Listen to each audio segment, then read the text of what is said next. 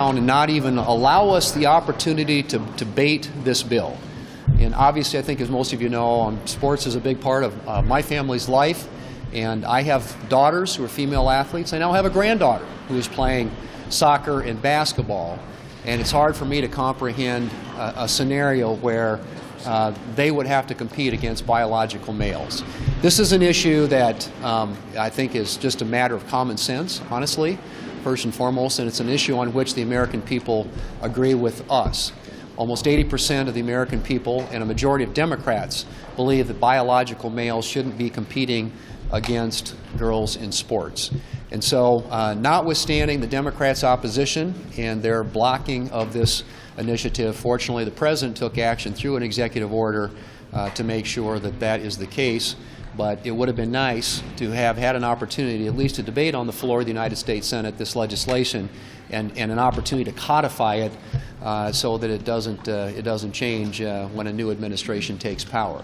But I just believe fundamentally that this is an example of the Democrats using the filibuster to block a piece of legislation, a filibuster that just as recently as a few months ago they wanted to get rid of, you remember, so that they could move their agenda forward. And now they use the filibuster to prevent us from even getting on and debating the Women and Girls in Sports Act.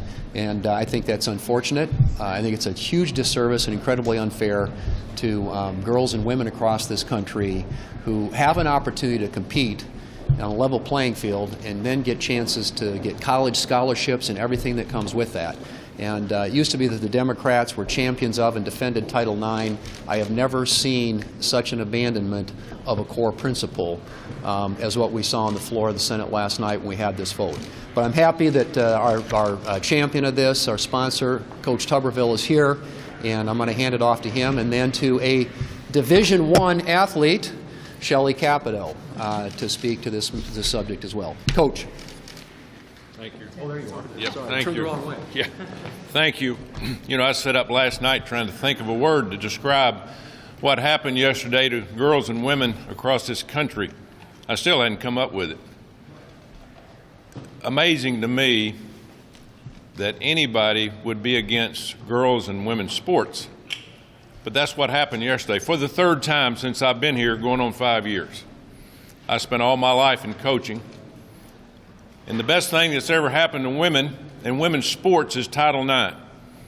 Well, folks, it's being attacked, and attacked daily by the Democrats.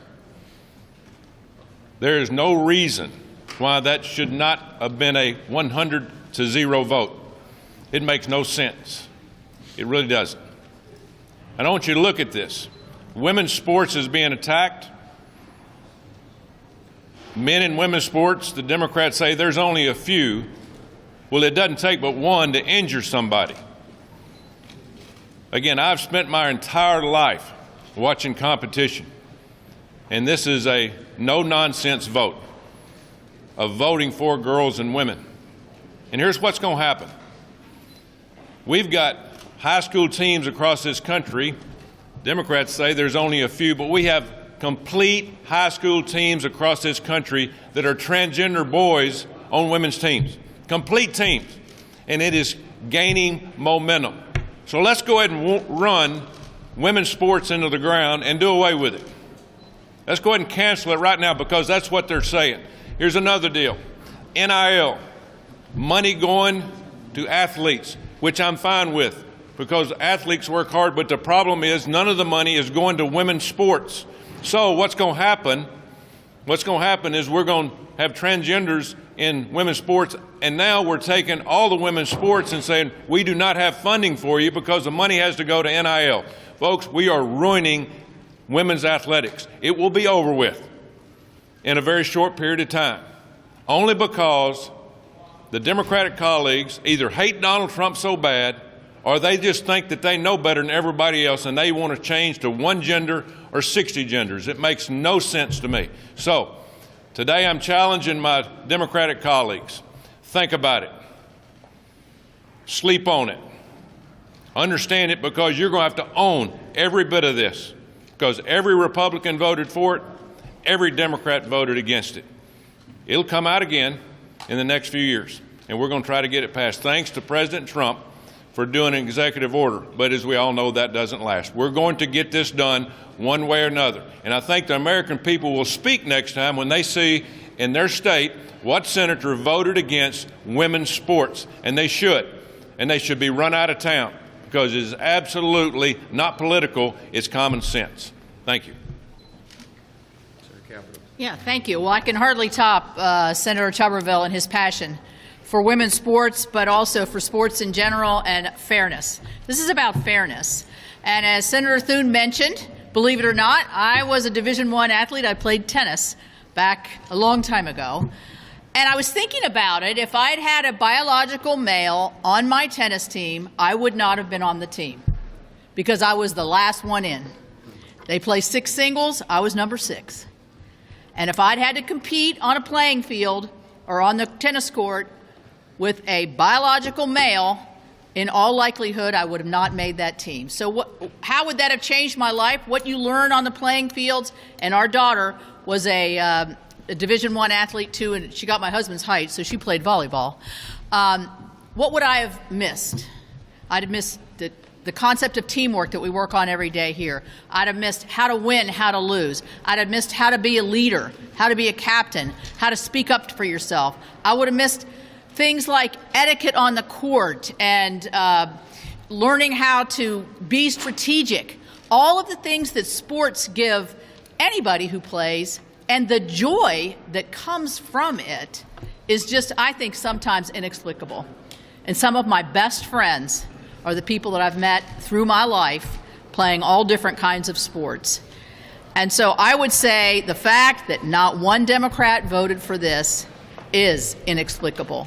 It's taking away the joy of many women and girls who play sports all across this country. And we need more and more girls and women playing.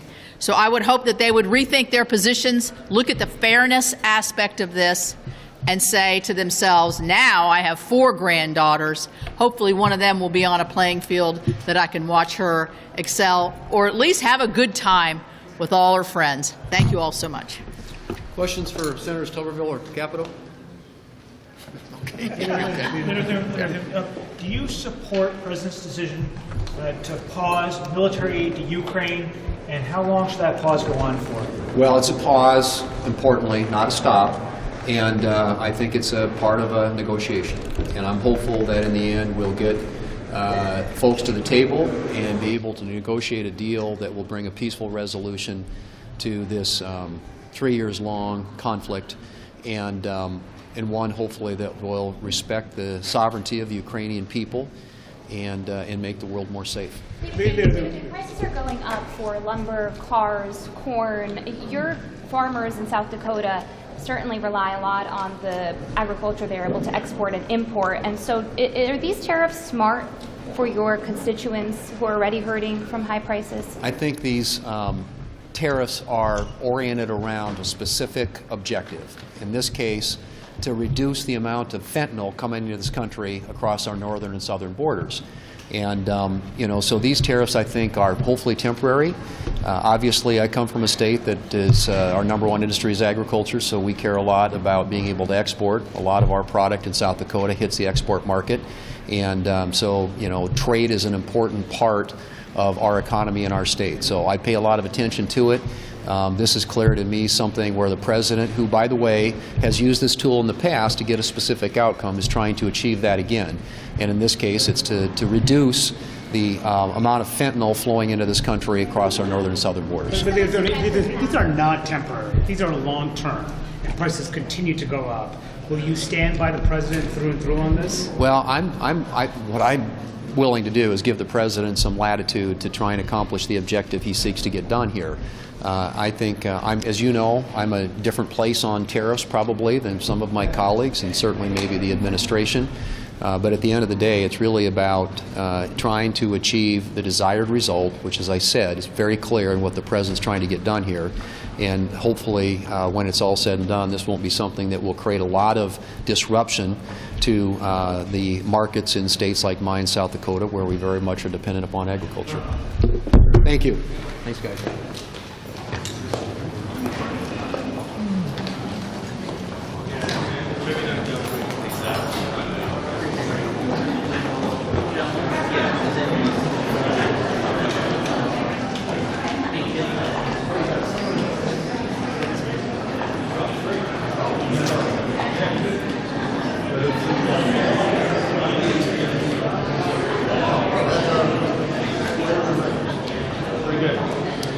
Julia, are you saying Schumer?